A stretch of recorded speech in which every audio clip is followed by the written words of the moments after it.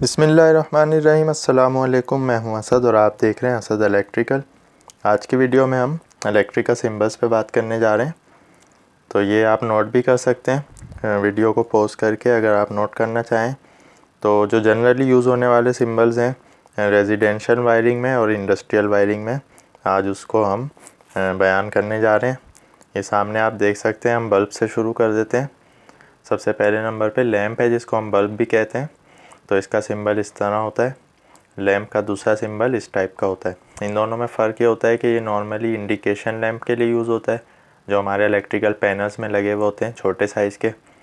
ये बल्ब जो है जो हमारे घरों में यूज़ होता है। तो चाहे वो एनर्जी सेवर हो, एलईडी बल्ब हो, या इनकैंडिसेंट लैंप हो जो पुराने पहले यूज़ होते थे, अब वो यूज़ नहीं होते, 100 वाट के या 60 वाट के। तो ये हर तरह के लैंप के लिए हम इस तरह का या इस तरह का भी सिंबल बना सकते हैं।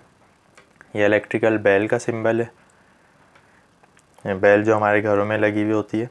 ये सीलिंग फ़ैन है, छत का पंखा। ये स्टैंड फ़ैन है, इसको हम नीचे रखते हैं। Exhaust fan. इसके साथ ही मोटर का सिंबल है, ये आप देख सकते हैं। मोटर के सिंबल में हमेशा ये साइन होगा कि ये एसी मोटर है या डीसी मोटर है। तो एसी के साइन में ये एसी मोटर होगी, डीसी के साइन में ये डीसी मोटर होगी। और इसी तरह अगर 3 करके एसी का साइन है तो इसका मतलब है ये 3 फेज़ मोटर है। क्योंकि अभी हमने मोटर पे डिस्कस नहीं किया है, तो वो मोटर में हम डिटेल से सिंगल फेज़ 3 फेज़ सारी मोटर्स को पढ़ेंगे। आज की वीडियो में सिर्फ सिंबल दिखाने जा रहे हैं। ये डिस्ट्रीब्यूशन बोर्ड, जहाँ से हमारी सप्लाई डिस्ट्रीब्यूट हो रही होती है, चाहे वो घर में हो या किसी और जगह, किसी ऑफिस में, उसको इस तरह बनाते हैं जनरली। एनर्जी मीटर जो हमारे घरों के बाहर होता है, इसके 4 टर्मिनल होते हैं, 2 इनपुट 2 आउटपुट। इस पर किलोवाट आवर का सिंबल लिखा हुआ होता है। चौक जो हमारी ट्यूबलाइट्स में यूज़ होती थी पहले, जैसा कि हमने बताया था कि ये कॉइल का सिंबल है ये। और इसके साथ ही जो 2 लाइनें होंगी, ये इस बात को इंडिकेट कर रहा होता है कि हमारी कॉइल किसी कोर पे लिपटी हुई है, चाहे वो आयरन कोर हो या किसी भी मेटल की कोर हो। तो जो हमारी चौक होती थी ट्यूबलाइट्स में, वो आयरन कोर पे लिपटी हुई होती थी, इसीलिए चौक का सिंबल ये वाला यूज़ होगा। ये जो आपको नज़र आ रहा है, ये हमारा नॉर्मल स्विच है, जिसको हम बटन भी कहते हैं, जो हमारे घरों में यूज़ होता है। इसको हम 1 वे स्विच कहते हैं, यानी कि ये एक तरफ से ही सप्लाई को पास करता है। दूसरा स्विच होता है 2 वे स्विच, उसका सिंबल इस तरह होगा, उसमें 3 टर्मिनल होंगे। ये जनरली हमारे घरों में यूज़ नहीं होता। ये कहाँ कहाँ यूज़ होता है ये हम आगे पढ़ेंगे। 2 पिन सॉकेट, जिसमें हम अपना प्लग लगाते हैं घर में किसी भी चीज़ को चलाने के लिए, उसको हम सॉकेट कहते हैं। ये 2 पिन सॉकेट है। ये 3 पिन सॉकेट है। 3 पिन सॉकेट वहाँ यूज़ होती है जहाँ अर्थिंग या ग्राउंडिंग हमारी हुई भी हो। अर्थिंग और ग्राउंडिंग क्या होती है, इस पर हम आगे डिस्कस करेंगे। 2 पिन प्लग जो कि 2 पिन सॉकेट में लगता है। 3 पिन प्लग जो कि 3 पिन सॉकेट में लगता है। उसके बाद हमारा फ्यूज़। फ्यूज़ के 3 तरह के सिंबल हैं, ऐसा भी हो सकता है, ऐसा भी, और इस टाइप का भी। ये सर्किट ब्रेकर, 1 पोल सर्किट ब्रेकर, इसका मतलब है ये सिंगल पोल सर्किट ब्रेकर है, जैसा कि हमने लास्ट वीडियो में प्रैक्टिकली भी आपको दिखाया है। अगर इसी तरह का 2 बने होंगे तो ये 2 पोल, और अगर 3 बने होंगे तो ये 3 पोल। तो अगर 3 पोल या 2 पोल होगा तो उस केस में हमें ये इंडिकेट करना होगा इस तरह हिडन लाइन के ज़रिए कि ये आपस में कनेक्ट हैं। अगर ये आपस में कनेक्ट नहीं है तो इसका मतलब ये होगा ये 3 सिंगल पोल के अलग अलग ब्रेकर लगे हुए इस तरह। लेकिन अगर वो एक ही ब्रेकर है, एक ही साथ ऑन होता है, एक ही साथ ऑफ होता है, वो हम आगे चल के आपको ब्रेकर की डिटेल में दिखाएंगे भी, और ब्रेकर का वर्किंग प्रिंसिपल उसका प्रैक्टिकल भी करके दिखाएंगे कि किस तरह काम करता है।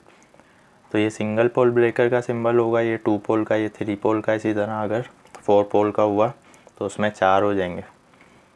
ये 2 पोल का मेन स्विच है, जो हमारे घरों में नॉर्मली यूज़ होता है, जो हमारे एनर्जी मीटर से सप्लाई आती है सबसे पहले, जो कटआउट के साथ लगा हुआ होता है, ये उसका 2 पोल का स्विच है। ये हमारा पुश बटन है, जो हम नॉर्मली बेल के लिए लगाते हैं। अच्छा, 1 वे स्विच इस तरह भी बनाया जा सकता है, इस तरह भी। तो ये दोनों सूरतों में एक ही बात है।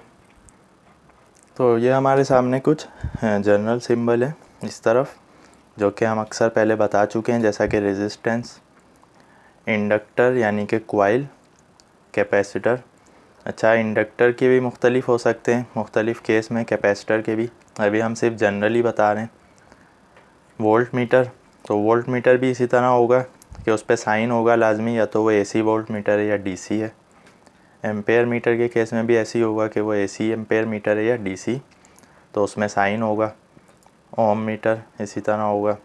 कनेक्टर जहाँ पर वायर आके कनेक्ट होते हैं, ये वायर क्रॉसिंग है, यानी कि अगर हमें डायग्राम में ये दिखाना है कि एक वायर ऐसे जा रहा है एक ऐसे जा रहा है, तो ये आपस में कनेक्ट नहीं है, तो हम इसको इस तरह शो करेंगे या इस तरह भी शो किया जा सकता है। लेकिन अगर ये वायर दोनों आपस में यहाँ से कनेक्ट हैं तो यहाँ पर लाजमी है कि हमें ज्वाइंट का सिंबल दिखाना होगा इस तरह कि ये वायर जो है आपस में कनेक्ट हुए हैं। तो जो इस तरह होगा उसको कंसीडर ये किया जाएगा कि वो एक दूसरे के ऊपर से गुज़र रहे हैं। और इसी तरह यहाँ पर भी, जबकि यहाँ पर जो है ज्वाइंट को मेंशन किया जाएगा। AC का सिंबल, DC का सिंबल, इस पर हम बात कर चुके हैं। ये 3 फेज़ AC का सिंबल है। जहाँ पर भी आपको 3 साइकिल्स नज़र आएंगे इसका मतलब होगा वो 3 फेज़ की बात हो रही है। क्योंकि 3 फेज़ पे अभी हमने बात नहीं की है, तो अभी सिर्फ सिंबल दिखा रहे हैं।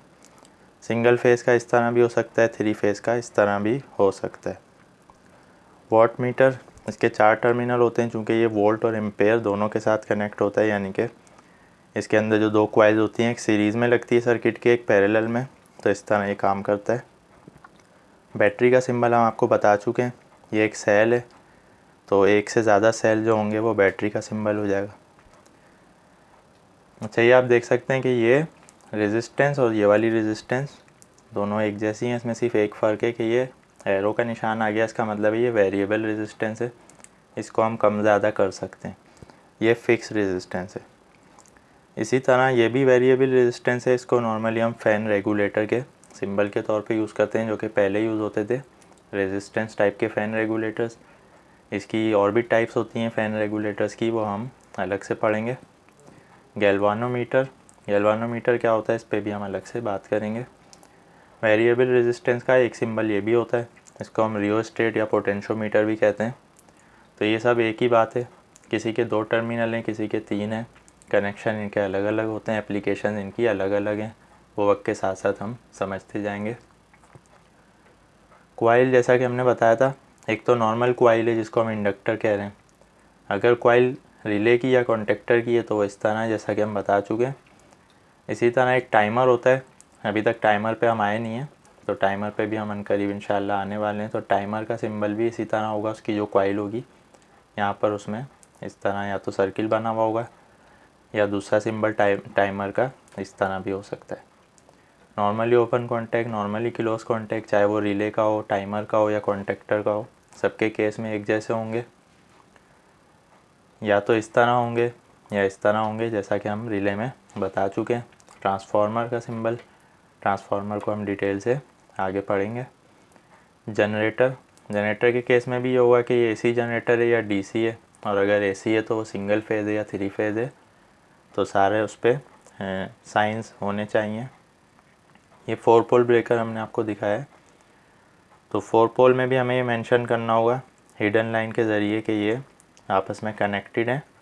तो ये एक ही वक्त में चारों ऑन होंगे और चारों ऑफ होंगे। अगर ये हिडन लाइन नहीं हुई इधर, तो इसका मतलब ये होगा कि ये सिंगल पोल के 4 ब्रेकर हैं।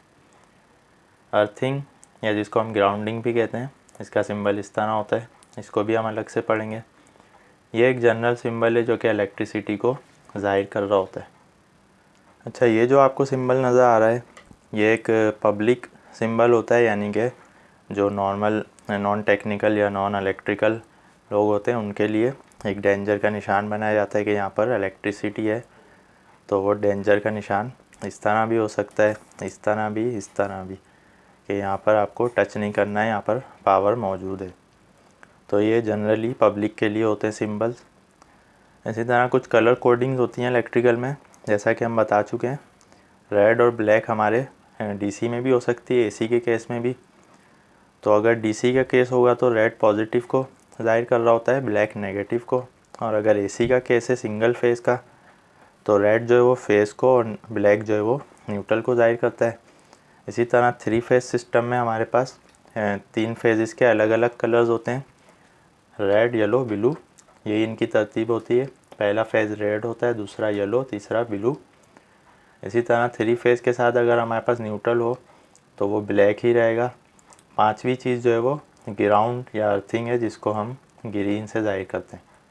तो 3 फेज़ 4 वायर सिस्टम या 3 फेज़ फायर वायर सिस्टम में इस तरह कलर कोडिंग की जाती है कि 3 फेज़ हमारे रेड येलो ब्लू, ये 3 फेजेस को इंडिकेट करते हैं। ब्लैक न्यूट्रल ही होता है, ग्रीन जो है वो ग्राउंडिंग को या अर्थिंग को ज़ाहिर कर रहा होता है। तो इसको हम एक सर्किट से समझ लेते हैं। जैसा कि हमने एक सर्किट बनाया है, एक स्विच से आप एक बल्ब को या लैंप को ऑपरेट करवा रहे हैं। ये सिंगल वे स्विच है, तो फेज़ जो है वो हमेशा स्विच पे लगाया जाता है, न्यूट्रल जो है वो लोड से डायरेक्ट कनेक्ट किया जाता है। तो यहाँ पर फेज़ रेड है, ब्लैक न्यूट्रल है, और इसको जो हमने अर्थिंग की हुई है या ग्राउंडिंग की हुई है ये हमने ग्रीन से ज़ाहिर किया हुआ है। तो इस तरह कलर कोडिंग इलेक्ट्रिकल में चलती है। और अगर ड्राइंग में कलर नहीं होंगे तो सब कुछ ब्लैक होगा, तो फिर वहाँ पे हमें सिंबल्स याद रखने होंगे। वहाँ पर हमें हाईलाइट किया हुआ होता है कि ये फेज़ या लाइव है, ये न्यूट्रल है, ये ग्राउंडिंग है या अर्थिंग है। और 3 फेज़ में अगर कलर ना हो तो हमें रेड येलो ब्लू RYB इस तरह L1 L2 L3 किसी भी तरह से ज़ाहिर किया जा सकता है, जो कि हम आगे डिटेल से सारी चीज़ों पे बात करेंगे। आज की वीडियो सिर्फ हमारी इसी से रिलेटेड थी कि इलेक्ट्रिकल में जनरली यूज़ होने वाले सिंबल्स किस किस तरह बनाए जाते हैं, ताकि आगे जब हम सर्किट डायग्राम में इन सिंबल्स को यूज़ करेंगे तो आपको कन्फ्यूजन ना हो। ये बात भी याद रखेंगे, इसके अलावा भी बहुत सारे सिंबल्स हैं जो अभी हमने स्किप कर दिए हैं, वो हम वक्त के साथ साथ समझते रहेंगे। आज की वीडियो से रिलेटेड आपका कोई भी क्वेश्चन है आप कमेंट्स में ज़रूर पूछ सकते हैं। अगर अभी तक आपने हमारे चैनल को सब्सक्राइब नहीं किया है तो सब्सक्राइब करके बेल का बटन भी दबा दें, ताकि हर नई वीडियो का नोटिफिकेशन आपको मिलता रहे। उम्मीद है वीडियो पसंद आई होगी। नेक्स्ट वीडियो तक के लिए इजाज़त दीजिए। अल्लाह हाफिज़।